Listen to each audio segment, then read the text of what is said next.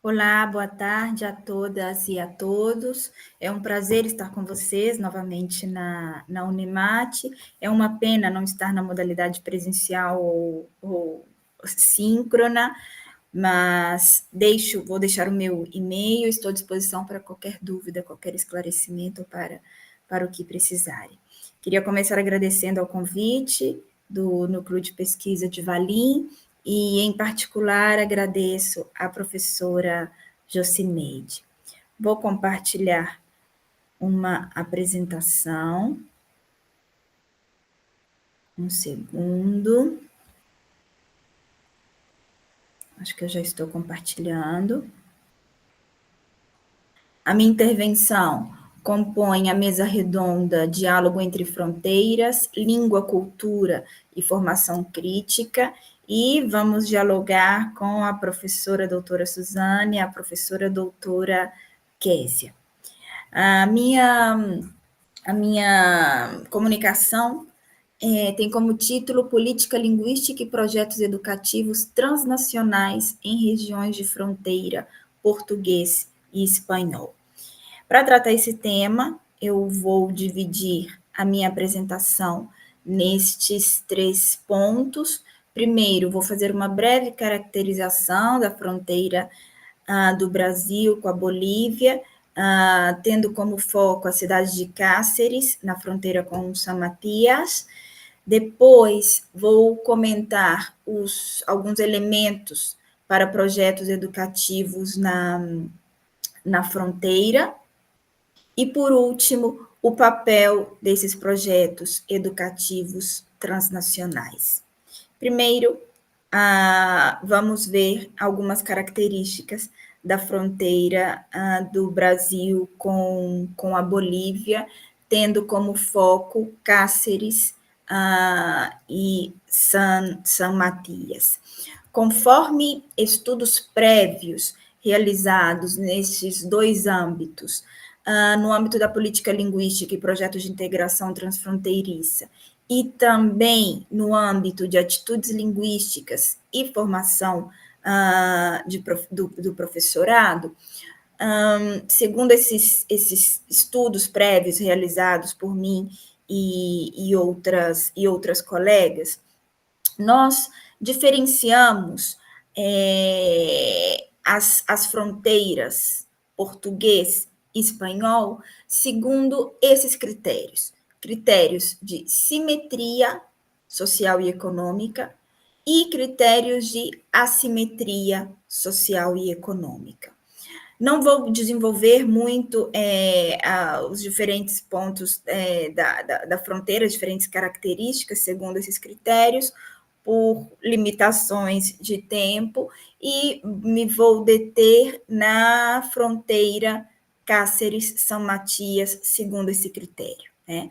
Essa fronteira do Mato Grosso com a Bolívia se caracteriza por um contexto de assimetria social e econômica, no qual o Brasil tem um maior poder social e econômico, que isso vai ter reflexos no âmbito linguístico, educativo e na circulação das línguas. E vamos ver esse panorama sociolinguístico local.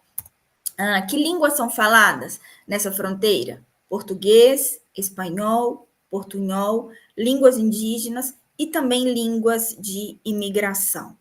Nessa fronteira, as identidades se conformam a partir de uma clara delimitação, e uma delimitação hierárquica, que vai dividir, é uma identidade com uma clara delimitação, mas que mistura os conceitos de nacionalidade e etnia. Então, normalmente, os indivíduos, os sujeitos vão se identificar com as identidades de brasileiro, boliviano, indígena. Vemos aí essa mistura nos critérios de identidade, e essas identidades apresentam posições hierárquicas entre bolivianos, brasileiros e indígenas.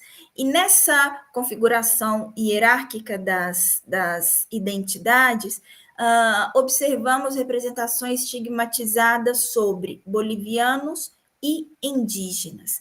E nessa configuração, da perspectiva dos brasileiros, aí vemos, né, novamente essa configuração de identidades baseadas em nacionalidade, a partir da perspectiva dos brasileiros, eles associam a identidade indígena à nacionalidade boliviana.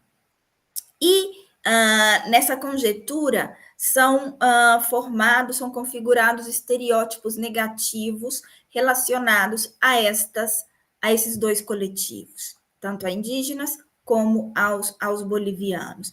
Também observamos que os estereótipos negativos relacionados à violência e às drogas, devido a esse próprio contexto fronteiriço, a casos, né, de tráfico de drogas nesta fronteira, mas devido a essa discriminação, a esses estereótipos, a partir de estudos prévios que também analisamos a mídia local,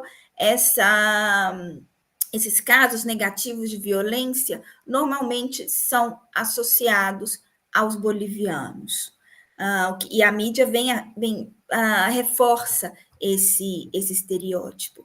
E nessa configuração de identidades hierárquicas que geradas, não é, por que geram discriminação, é o status socioeconômico que determina o sentimento de pertencimento a cada cultura. Observamos em vários momentos de pesquisa como há uma tentativa de negação tanto da identidade boliviana como da identidade indígena. Não é generalizado, mas sim que é significativa essa tentativa de negação da identidade.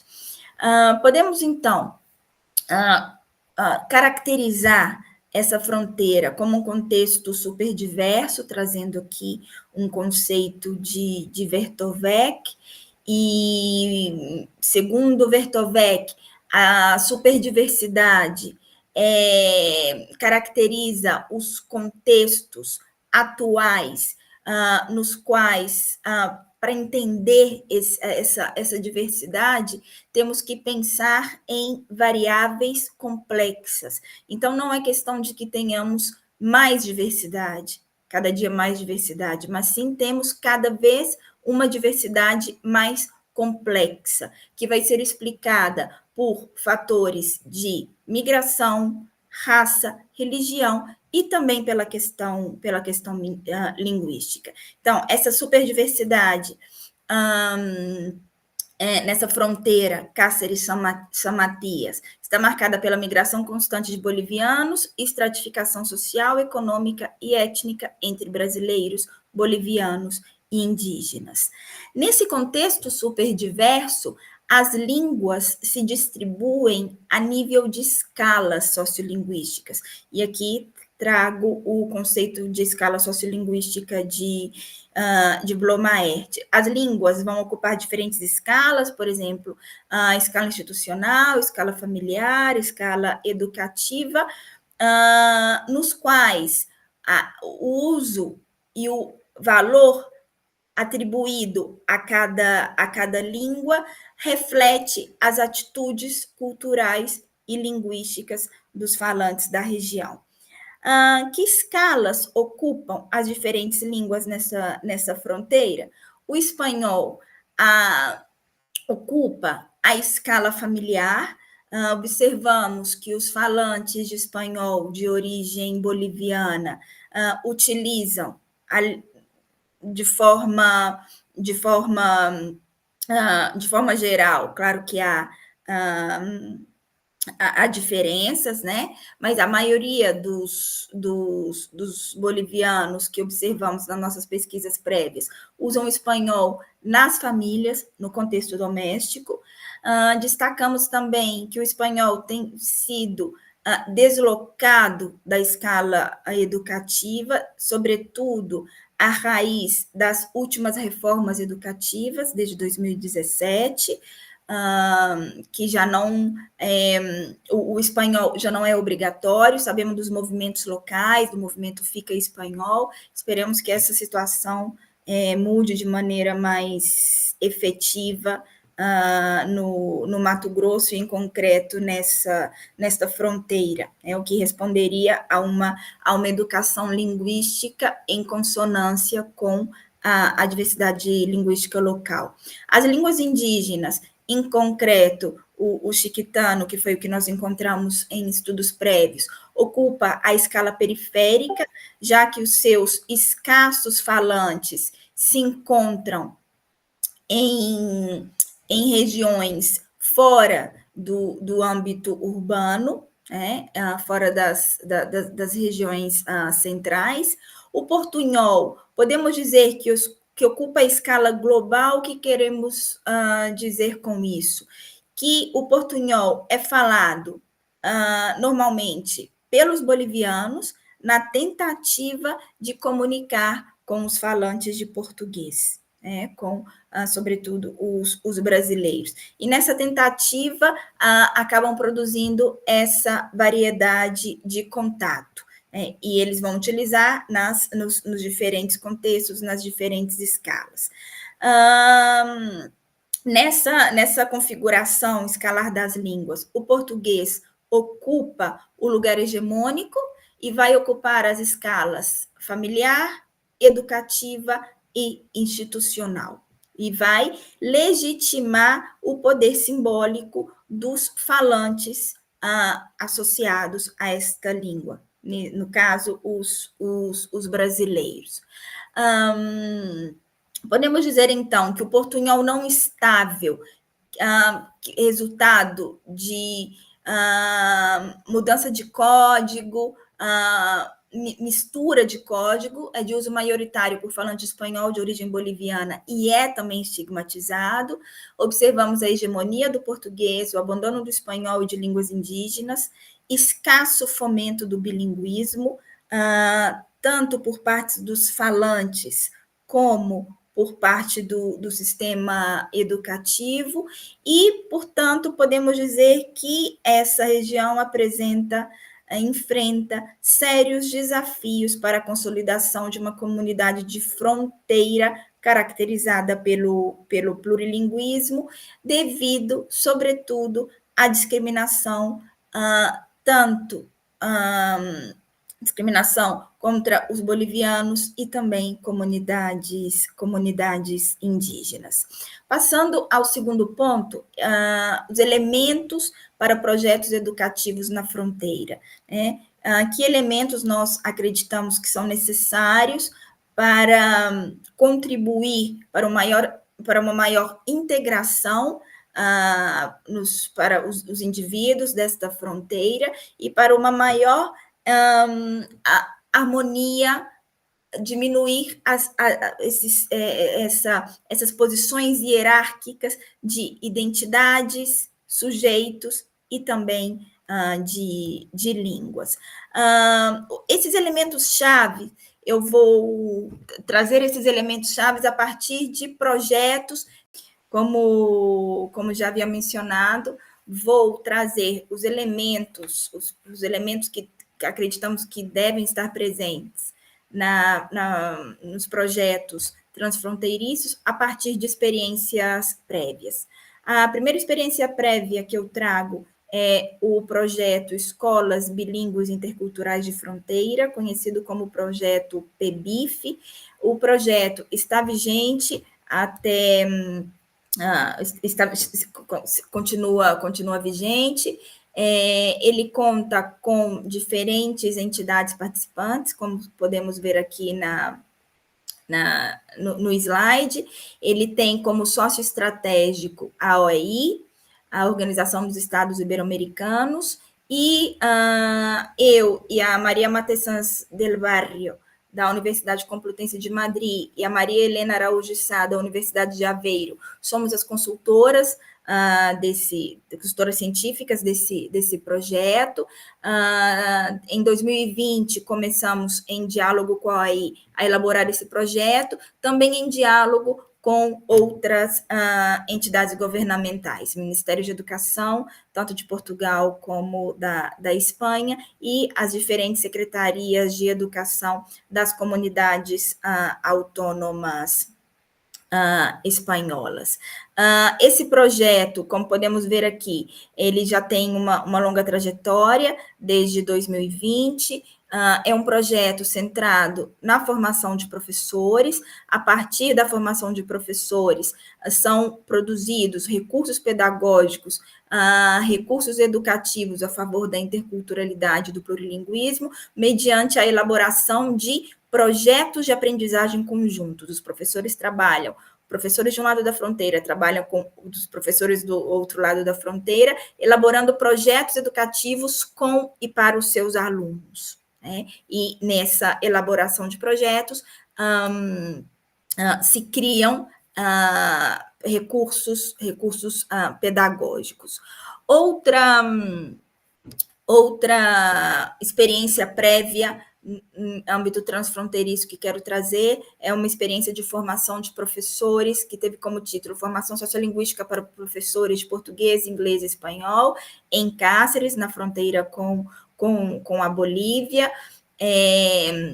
Esse projeto de formação teve a coordenação científica da Universidade Complutense de Madrid, mas também contamos com a participação de diferentes entidades locais, como podemos ver, a Unemate, a SEDUC, Cefapro, também a Prefeitura de Cáceres. Tivemos um grande número de participantes, como podemos ver nessa ficha descritiva, e aqui também vemos algumas imagens e a programação do curso. Essas duas experiências prévias foram descritas nesses 2 artigos científicos. Deixo aqui as referências e também os códigos, se quiserem aceder aos seus princípios teóricos, metodológicos e a trajetória mais completa.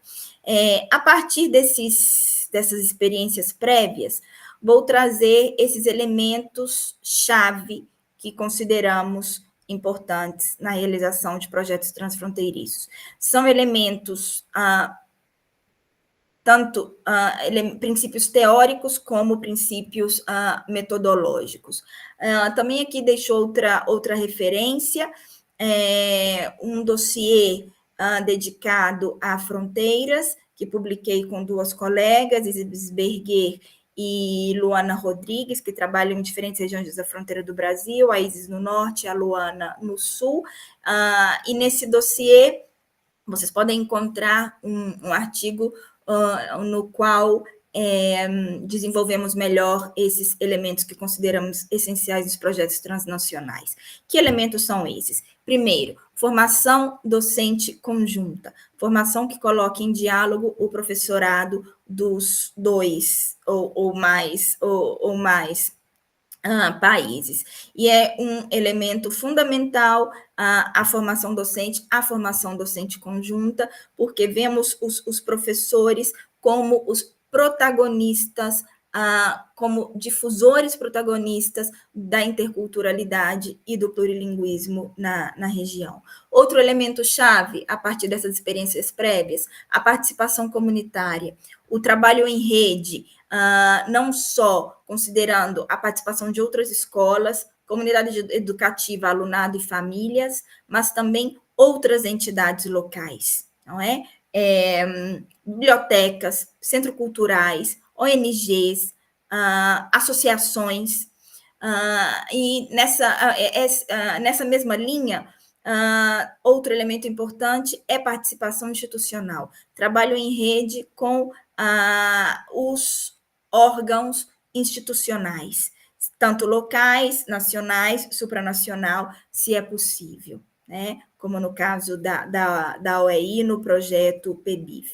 Esse trabalho em rede, tanto com a participação comunitária, com a participação institucional, é um elemento-chave que, junto com a difusão, como vamos ver, são elementos que garantem, que possibilitam que os princípios teóricos e metodológicos que saiam, ultrapassem os muros da escola. Né? Se esses projetos defendem a igualdade, a diversidade cultural e linguística, é necessário trabalhar em rede para que esses princípios sejam apoderados também pela comunidade não educativa.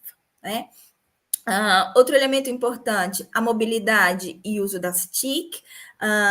Sabemos das limitações de tempo e das limitações logísticas e de custo que esses projetos trazem. Então, no caso de que, nos casos nos quais a mobilidade não seja possível, o uso das tecnologias favorecem o diálogo constante entre os diferentes atores envolvidos nesses projetos. Por último, citamos dois fatores, que é a avaliação e a difusão dos projetos. É importante que os próprios atores envolvidos, nesse caso, principalmente os professores participantes nesses projetos, eles sejam os responsáveis da avaliação contínua e da avaliação final do projeto, e também que planifiquem, que desenhem estratégias de difusão do projeto, difusão em diferentes vias, difusão para a comunidade educativa, para a comunidade extraeducativa, difusão também científica, como vimos exemplos anteriormente. Inclusive, estamos lançamos essa semana uma publicação que contou com a participação dos professores participantes na formação do PEBIF. Né? Ou seja, é importante essa difusão em diferentes linhas, para diferentes vias, também uso de redes sociais, como um elemento mais que, além do trabalho em rede, como eu já havia citado, que pode colaborar para que o projeto esteja presente também fora da escola. Vou comentar aqui, de forma breve, o primeiro elemento citado, que é a formação docente conjunta, e vou citar alguns eixos teóricos e metodológicos que, a partir dessas experiências prévias, acreditamos que devem estar presentes nessa formação contínua, conjunta, em contextos transfronteiriços. Aqui trago esses eixos teóricos metodológicos. Primeiro tema que acreditamos que deve estar presente: interculturalidade, educação intercultural. É importante que se trabalhe é importante que se trabalhe com o professorado o papel da educação como construtora da interculturalidade, que se trabalhe as diferentes temáticas. Os nossos projetos são transversais, não só com professores de línguas, mas sim com diferentes áreas do conhecimento.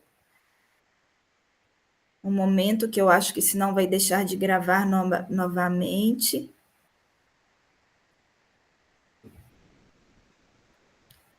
Não, acho que não deixou de gravar. Volto a compartilhar tela, porque antes tinha deixado de gravar, desculpem, eu não queria ter que fazer outro vídeo. Então, é importante que o professorado entenda o papel da educação, além de transmissora de conhecimento, mas como um espaço favorável à construção de relações interculturais. Outro tema importante, o tema do biplurilinguismo, que se trabalhe com o professorado as vantagens laborais, sociais e cognitivas do plurilinguismo. Outra temática que propomos, a intercompreensão, essa estratégia comunicativa na qual os indivíduos cada um usa a sua própria língua, línguas emparentadas tipologicamente, como no caso do português e do espanhol, e se esforça para entender a língua do outro. Né? É uma estratégia comunicativa importante de ser valorizada em contextos de fronteira português e espanhol, porque pode ser um primeiro passo à construção de um plurilinguismo, de um bilinguismo mais a longo prazo. Outro tema importante é o tema das atitudes culturais e linguísticas, sobretudo em contextos de assimetria social e econômica, como vimos na fronteira entre Cáceres e São Matias. É importante que o professorado tenha consciência de que as atitudes culturais e linguísticas vão ter repercussões claras no sistema educativo, na circulação das línguas, na motivação para o estudo das línguas e também na motivação para o uso das línguas como língua materna, como vimos antes, o abandono do espanhol por parte dos próprios falantes de espanhol como língua materna. Outra temática importante é a temática da diversidade linguística, considerando aqui diversidade não só diferentes línguas, mas também a variação, as diferentes variedades linguísticas. É importante que se trabalhe com o professorado a perspectiva da diversidade linguística como riqueza, não como problema, que o professorado reflita sobre a necessidade de criar estratégias pedagógicas, transformando a diversidade linguística em um recurso educativo, e que não veja esse plurilinguismo do alunado como um problema, mas sim como uma riqueza e como possibilidades pedagógicas. Outro tema importante é o tema das políticas linguísticas. É importante que o professorado conheça as políticas linguísticas locais, nacionais, supranacionais, que afetam a circulação das línguas no seu contexto e também a presença das línguas nas escolas, e que ele se veja como um agente protagonista no desenho dessas políticas linguísticas, sobretudo considerando os novos modelos de política linguística que não partem exclusivamente das instituições, mas partem também do nível micro, e aí também podem partir desse diálogo entre professores. Por último, trago um eixo metodológico que esteve presente nas experiências anteriores, que é a metodologia de pesquisação. A metodologia de pesquisação propõe que os temas trabalhados, ou seja, os temas que eu mencionei anteriormente, sejam tratados a partir de questionamentos dos próprios professores, sejam tratados de forma contextualizada, que o professor tente responder às suas problemáticas, sempre refletindo a partir da ação. Né? É importante que não seja tratado teoria por teoria, mas sim sempre pensando no contexto, pensando nas perguntas, nas questões que o próprio professorado traz. E essa metodologia de pesquisação que vai possibilitar esta dinâmica. Acho que a Késia também vai tratar um pouco sobre isso. E vou trazer a seguir duas correntes teóricas que podem que não são tratadas, não propusemos aqui como temas na formação docente, mas sim como correntes teóricas que ajudam nessa formação, nessa perspectiva crítica, que pode facilitar essa coesão na linguística e cultural na fronteira. A primeira delas é a pedagogia crítica, né, que tem como protagonista Paulo Freire, e essa pedagogia vai discutir a relação entre escola e sociedade, afirma que os sistemas educacionais tradicionais promovem a desigualdade, é uma pedagogia comprometida com a transformação social, e entende que a educação tem o papel de empoderar e fortalecer os alunos pessoal e socialmente, além da transmissão de conteúdos.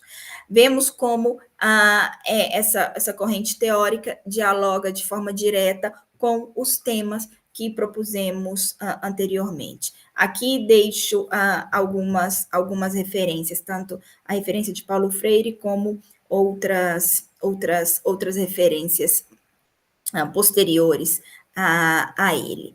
Outra corrente teórica, linha teórica que quero trazer como apoio nessa formação docente, a linguística aplicada crítica, que tem como precursor a Penny Cook, com sua obra de 2001, que vocês podem ver como referência no slide, e essa rama da linguística vai fazer uma reflexão sobre o ensino de língua inserido no marco de igualitarismo e de aceitação da diversidade em diferentes ordens, raça, etnia e gênero. Né? Essa corrente também vai tentar construir um conhecimento no ensino de línguas, fora de uma visão eurocêntrica. E aqui trago também como referências o pensamento decolonial e epistemologias do Sul, podem ver as referências dos autores no slide, que também são correntes teóricas que podem colaborar nessa formação docente nas fronteiras. Por último, quero trazer o papel dos projetos educativos transnacionais transfronteiriços. Por que esses projetos são importantes? Que papel esses projetos cumprem? E também esse ponto esse ponto já serve também como considerações finais.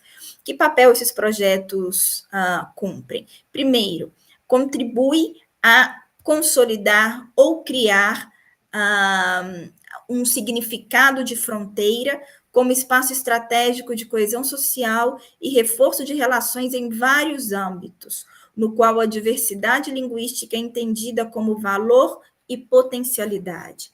Esses projetos também contribuem para a configuração da educação como um lugar-tempo de imaginação de um futuro juntos, que se assenta em valores éticos e democráticos.